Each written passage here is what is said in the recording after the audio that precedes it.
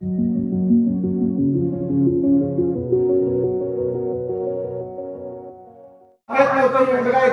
आज 5 वर्षानंतर आम्हाला कळलं की मिशाला कलप करायचं दुसरं काम मला काहीच केलं नाही। आज करकम आणि परिसरातले जवळजवळ 30 ते 35 गाव आहेत। कुठल्याही गावात रणजितसिंह नाईक निंबाळकरांचा एक सुद्धा काम झालेलं मला दिसत नाही।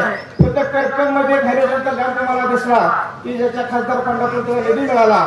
मित्रांनो, आज जे आपल्या समोर उमेदवार उभा आहेत धैर्यशील राजशील मोहिते पाटील हे आपल्या घरातले उमेदवार आहेत, आपल्या गावातले उमेदवार आहेत, आपल्या भागातल्या छोट्या छोट्या गोष्टीची जाण असणारे उमेदवार आहेत। आज आम्ही बघतोय कुठल्याही आपल्या शेतमालाला भाव नाही आणि शेतमालाला धाडस करून भाव देणाऱ्या अभिजित आबांसारख्या चेअरमनवर नितीन मारुती आबा गायकवाड आपण स्टेजवर यायचं मोदी सरकार करायला लागले।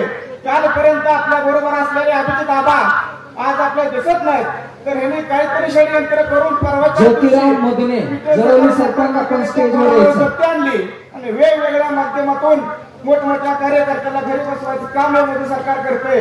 पण मला त्यांना सांगायचं आहे, एक अभिजित आबा तुम्ही घरी बसवलेला आहे, पण विठ्ठल सहकारी साखर कारखान्याचे 30,000 सभासद प्रत्येक जण आम्ही अभिजित आबा। तुम्ही आमच्यावर कारवाई करा, आम्हाला पण घरी बसवा। आमच्यावर बेकारी का आली त्याची ईडी चौकशी करा। आमच्या मुलांना उच्च शिक्षण का मिळत नाही त्याची पण ईडी चौकशी तुम्ही लावा।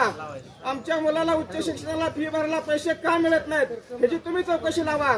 2016 नंतर नोटबंदी आली, नोटबंदी आल्यानंतर आमच्या खिशामध्ये एकही पैसा राहिलेला नाही। एका काळी आम्ही पंढरपूर तालुक्यातील शेतकरी ऊसाचे बिल आल्यानंतर वेगवेगळ्या पतसंस्थांमध्ये एफड्या करत होतो, वेगवेगळ्या बँकांमध्ये आम्ही पैसे ठेवत होतो। पण 2016 नंतर आम्हाला बँकांमध्ये कर्ज मागायला जायची वेळ आली। याची सुद्धा एकदा तुम्ही ईडी चौकशी करा। आमच्यासारख्या सर्वसामान्य माणसाला तुम्ही घरी का आला, तुमची परिस्थिती काय असली त्याची सुद्धा तुम्ही एकदा ईडी चौकशी लावा। नुसते कारखानदाराच्या पाठीमागे लागू नका, आमच्या सुद्धा परिस्थिती का घसरली याची पण एकदा चौकशी होऊन जाऊ द्या।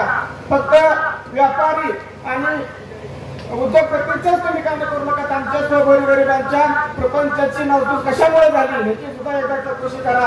आणि तरुण मित्रांनो, खरोखर ही निवडणूक फिरवण्याची ताकद आपल्यामध्ये आहे, कारण येणारा तरुण आपल्या सगळं कळतं। सोशल मीडियाच्या माध्यमातून आपण पाहतोय वेगवेगळ्या माध्यमातून कसं लोकांना अडचणीत आणलं जातं, चांगलं काम करणाऱ्या माणसाला कसं वेगवेगळ्या षडयंत्राच्या माध्यमातून प्रशासनाच्या यंत्रणेच्या माध्यमातून कसं अडचणीत आणलं जातं हे सुद्धा आपल्याला कळतंय।